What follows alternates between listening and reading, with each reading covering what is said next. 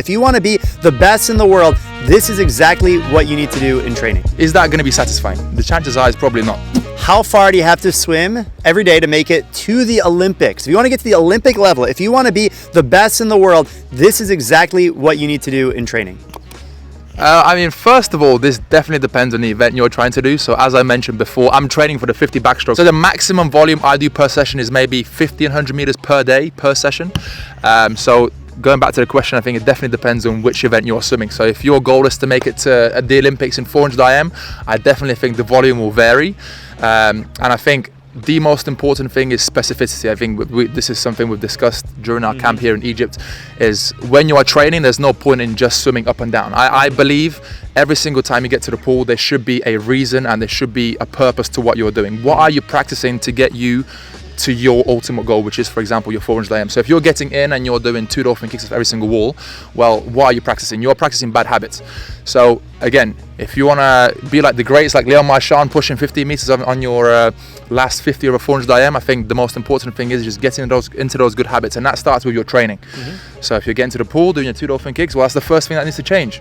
Get into those good habits. Start with 3, 4, 5, 6 and build to 7 or 8 dolphin kicks, and that's what's going to allow you to then ultimately get better at swimming. It's not necessarily how much you are training, but the specificity of your training and what you're actually doing to get better. Yeah, totally. And if you want to be specific to get an idea of what are the Olympians doing, I mean, literally this morning you were in the lane next to the bronze medalists in the 10K at our training camp, and we looked at their workout. They're doing 8,500 meters in the morning. And at the top level, I mean, you don't even have to be going to the Olympics. You look at any top Division I program in the United States of America, anyone training for an event over 200 and above, they're hitting 5,000 to 8,000 every single workout. Yep. And they're training in the pool anywhere from 6 to 9 times per week. And then they're doing 3 to 4 out of water training sessions per week. So in total, we're looking at about 20 to 30 hours per week of training or specific recovery. Now, just like you were saying, if you're training for the 50 meter freestyle or the 100 butterfly, you probably don't need to do 8,000 meters every single day, 9 times per week, 9 sessions per week.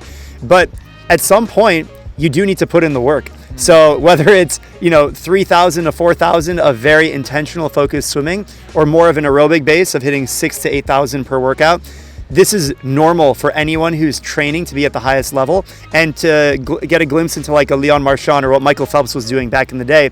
I mean, they're hitting over 50,000 meters per week consistently for many weeks in a row in their peak training. They taper off of that. They're swimming a lot less distance. So if you think about yourself and you're swimming 4,000 meters per workout and you're getting absolutely destroyed and you're trying to be world class in the 400 IM, there's a gap. Now, it doesn't mean you go and double your workouts tomorrow if you want to be at that level, but you need to consider what is the time and effort that you're willing to put in if that's the thing that you want to achieve. If you want to achieve at the highest level, that's exactly what you need to do. Yep.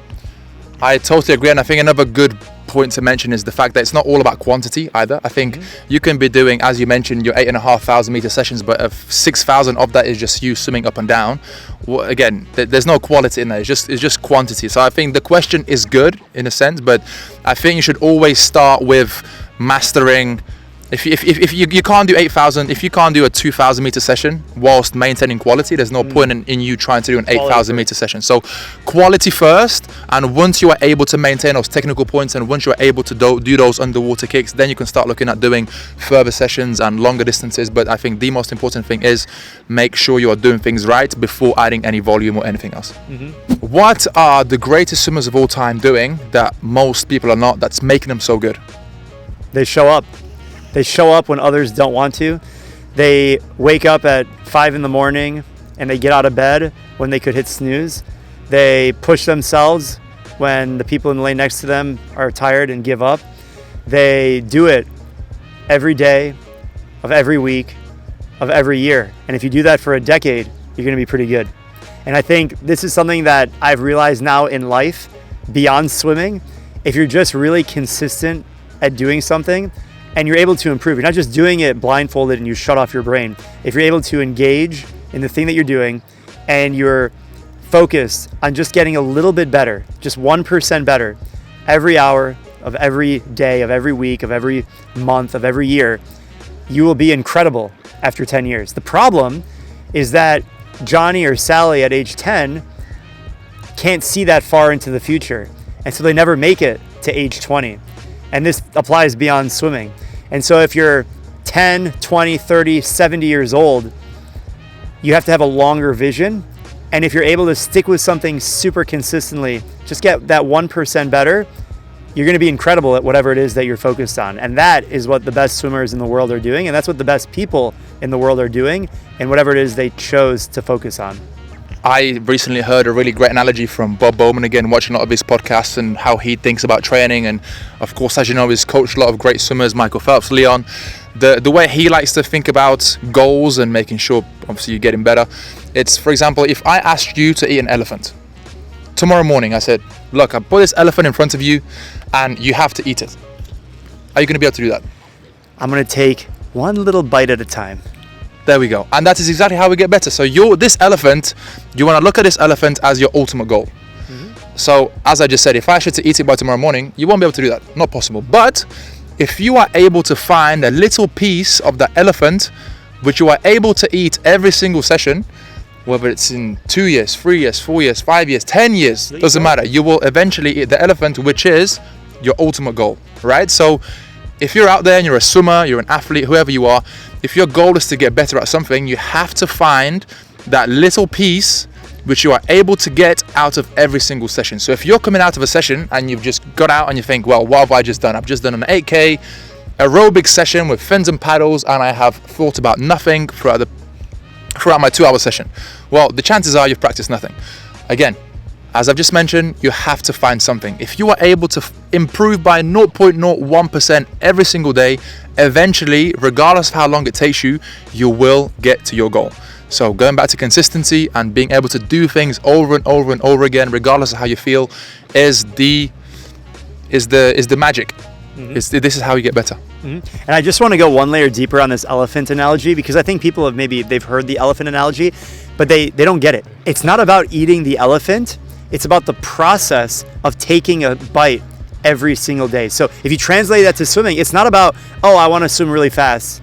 Oh, I want to work on my dolphin kick. Oh, I want to improve my flip turns.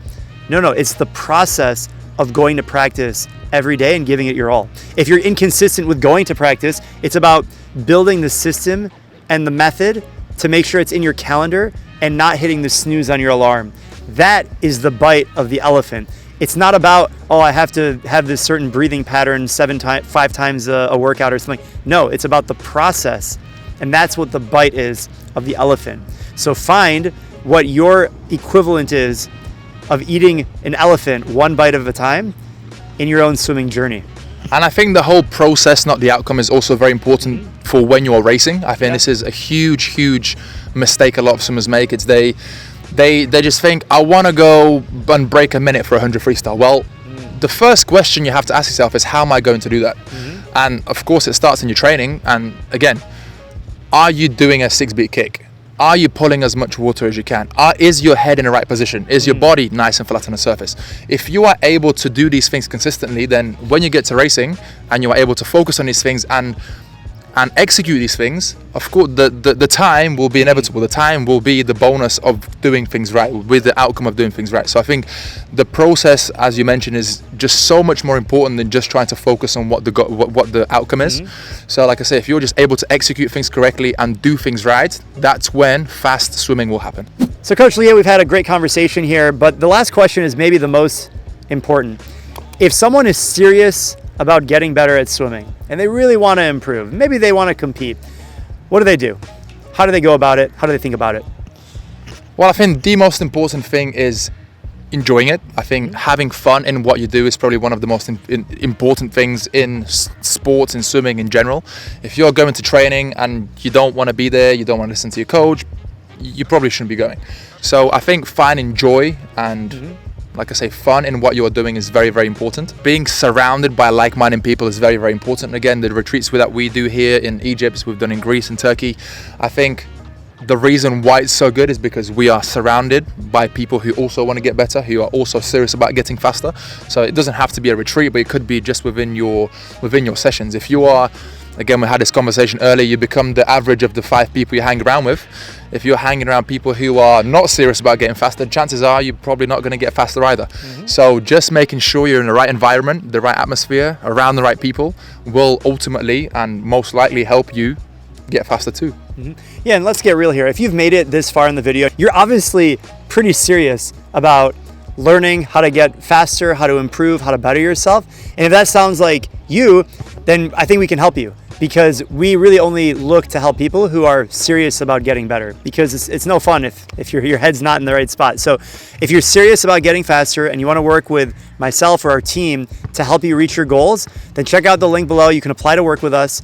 You can also check out some of our in-person events where you can work with Coach Leo and myself and others on really a one-to-one basis, where we are in person at beautiful exotic locations all over the world. Right now, we're at a training camp here in beautiful Sharm el-Sheikh, Egypt. We have other events coming up, so we'd love to see you at one of those. And like I said, enjoy the process. Coach Leo said it as well. This is something that you should be grateful for. It's amazing to be in an environment where you can swim and you can be one with the water. So if you want to improve in that journey, then I look forward to working with you, and we'll see you at the next one. Happy swimming.